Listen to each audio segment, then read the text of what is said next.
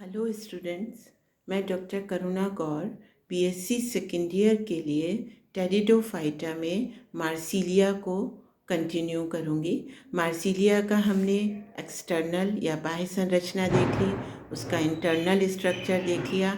आज हम बात करेंगे कि इसमें किस प्रकार से रिप्रोडक्शन होता है। तो मार्सिलिया जो है वाटर फर्न है, या आप कह सकते हैं पानी में पाया जाने वाला टेरिडोफाइट है। वेजिटेटिव प्रोपोगेशन इसमें ट्यूबर्स के द्वारा होता है।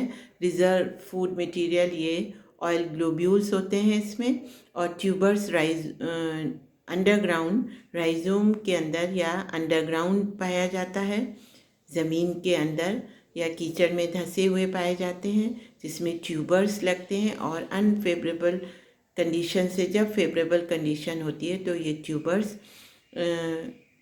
फिर से मार्सिलिया का प्लांट बना लेते हैं।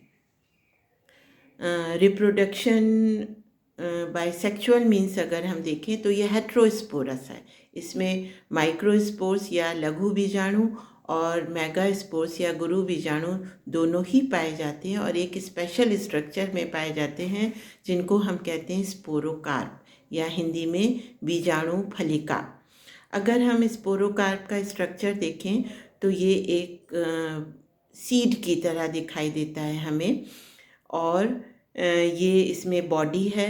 इसका स्ट्रक्चर आप देखिए नोट्स में, तो बॉडी वाला फूला हुआ पार्ट है, और एक डंठल नुमा स्ट्रक्चर है जिसको स्टॉक कहते हैं। स्टॉक और बॉडी जहाँ मिलते हैं उस पॉइंट को रैफे कहते हैं, और ऊपर की तरफ को ट्यूबरकल्स पाए जाते हैं इसमें।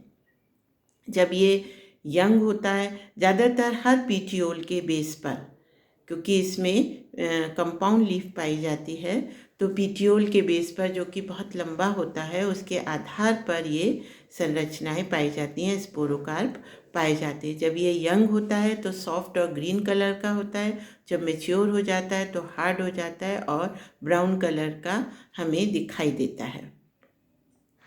इसका इंटरनल स्ट्रक्चर स्पोरोकार्प का अगर हम देखें तो सबसे पहले स्पोरोकार्प की वॉल, इसकी जो बाहरी कवच है वो काफ़ी इम्पॉर्टेंट है, काफ़ी हार्ड होता है। तो इसका अगर हम एलएस काट के देखें तो सबसे बाहर जो है वो स्टोमा पाए जाते हैं एरिएशन के लिए। उसके और सबसे ऊपर क्यूटिकल है, फिर एपिडर्मिस जिसमें बीच बीच में स्टोमा पाए जाते हैं।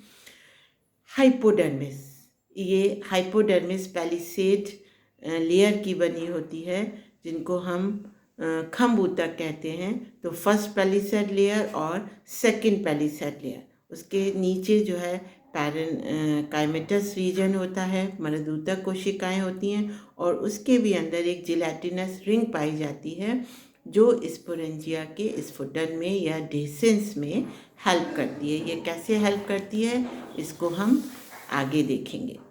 दूसरा इम्पॉर्टेंट पार्ट है इसका स्पोरोकार्प में का वैस्कुलर सिस्टम। तो अगर हम इसके वैस्कुलर सिस्टम को देखें तो इसमें कैसे संवहन तंत्र इसमें किस प्रकार से पाया जाता है उसको देखें तो सबसे ऊपर डॉर्सल बंडल है, उसके बाद जो है लेटरल बंडल्स हैं, वैस्कुलर बंडल्स हैं जो स्पोरेंजिया में सप्लाई के लिए हैं। लेटरल बंडल्स हैं जिनको हम कमीसुरल बंडल्स कहते हैं, और इसमें प्लेसेंटल ब्रांच या प्लेसेंटल बंडल भी पाए जाते हैं, और मेन जो स्टॉक से आ रहा है तो वो स्टॉक बंडल्स हैं।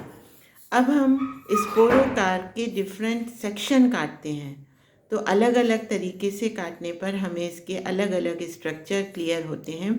इसलिए इसकी जो विभिन्न तरीक़ों से काट है स्पोरोकार्प की वो बहुत इम्पॉर्टेंट है। सबसे पहले HLS हॉरिजॉन्टल लॉन्गिट्यूडनल सेक्शन, तो उसको आप देखें तो इसमें स्टॉक बंडल दिखाई दे रहा है। एपिडर्मिस, हाइपोडर्मिस, जिलेटिनस रिंग है ऊपर साइड में दिख रही है और बेस पर दिख रही है, और माइक्रो स्पोरेंजिया हैं, रिसेप्टिकल्स हैं, सोराई ये ग्रुप में है तो हम सोराई कहते हैं। इस सोराई को जो सोरस या सोराई को ढके हुए जो हैं वो इंडोसियम कहलाती है लेयर, और मेगास्पोर दिख रहे हैं। लेटरल वेस्कुलर बंडल भी इसमें दिखाई दे रहे हैं। VTS काटें, वर्टिकल ट्रांसफर सेक्शन काटें तो हमें डॉर्सल बंडल और वेस्कुलर बंडल, डॉर्सल बंडल दिखाई दे रहे हैं हमें। जिलेटिनस रिंग दिखाई दे रही है अप और अपर साइड पर और लोअर साइड पर। प्लेसेंटल वेस्कुलर बंडल हैं और जो है ये एपिडर्मिस सबसे बाहर एपिडर्मिस और हाइपोडर्मिस वो तो हमको हर उस पे दिखाई दे रही है। तो ये वर्टिकल ट्रांसफ़र सेक्शन है।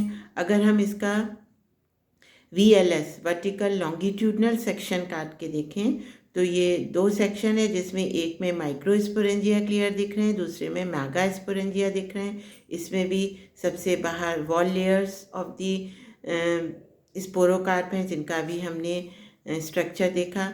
इसमें लेटरल वेस्कुलर बंडल दिख रहे हैं, जिलेटिनस रिंग दिख रही है, इंडूसियम है जो सारी माइक्रो स्पोरेंजिया या मेगास्पोरेंजिया को ढके हुए हैं और जो है स्टॉक वेस्कुलर बंडल इसमें क्लियर दिख रहा है। तो जब भी हम स्पोरोकार्प की बात करते हैं तो इसके विभिन्न तरीक़ों से काटे हुए सेक्शन जो हैं वो बहुत इम्पॉर्टेंट हो जाते हैं।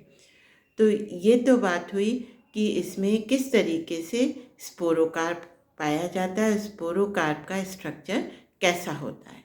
अब आगे हम बात करेंगे इसमें माइक्रोस्पोरेंजिया में मेल रिप्रोडक्टिव ऑर्गन और मेगास्पोरेंजिया में फीमेल रिप्रोडक्टिव ऑर्गन किस तरीके से बनते हैं। Thank you.